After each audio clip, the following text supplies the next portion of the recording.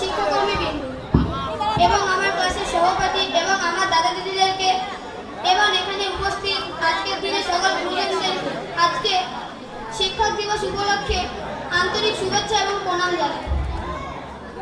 শিক্ষক দিবস হলো সেই বিশেষ দিন যেই দিনে আমরা আমাদের শিক্ষকদের একান্ত জ্ঞান, পরিশ্রম এবং পরামর্শের জন্য শুভেচ্ছা এবং কৃতজ্ঞতা জানাই। শিক্ষকরা কেবল জ্ঞানই প্রদান করেন না, তারা ভবিষ্যৎ প্রজন্মকে আগিয়ে নিয়ে যেতে আমাদের জীবন গড়ে তুলতে সাহায্য করে। আমি বিশ্বাস করি we should be proud of our teachers because they are build our future. একজন কারিগর যেমন কাঁচামাটির তাল দিয়ে অতি সযত্নে একটি মূর্তি স্থাপন করেন, শিক্ষকরা তেমন অতি সযত্নে আমাদের লুপ্তপ্রায় মনের অভিজ্ঞতাকে জাগিয়ে তুলে আমাদের জীবন গড়ে তুলতে সাহায্য করেন। কবি রবীন্দ্রনাথ ঠাকুর বলেছিলেন, মায়ের কাছে শিশু জন্ম থেকেই শুরু, মায়ের পরে শিক্ষক হলেন অন্যতম গুরু। প্রধান প্রশ্ন হলো যে আমরা শিক্ষক দিবস কেন পালন করি?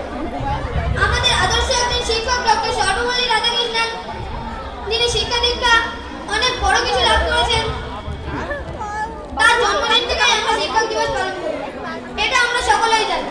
তিনি 1988 খ্রিস্টাব্দে চেন্নাই শহরের তিরুমানি গ্রামে জন্মগ্রহণ করেন। তিনি 1905 খ্রিস্টাব্দে মাদ্রাজ বিশ্ববিদ্যালয় থেকে দর্শন শাস্ত্রে এমএ পাস করেন।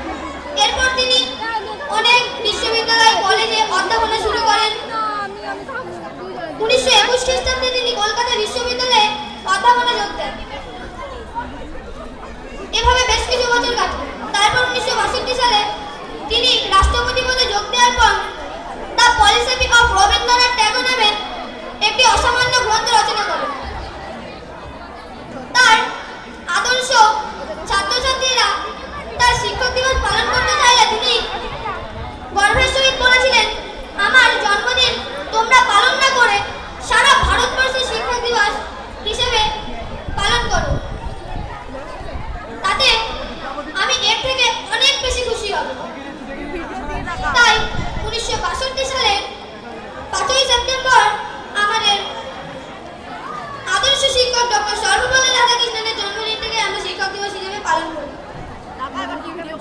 শিক্ষকরা আমাদের জীবনকে গড়ে তোলে এই না, শিক্ষকরা আমাদের জীবনে অনেক অবদান রাখে।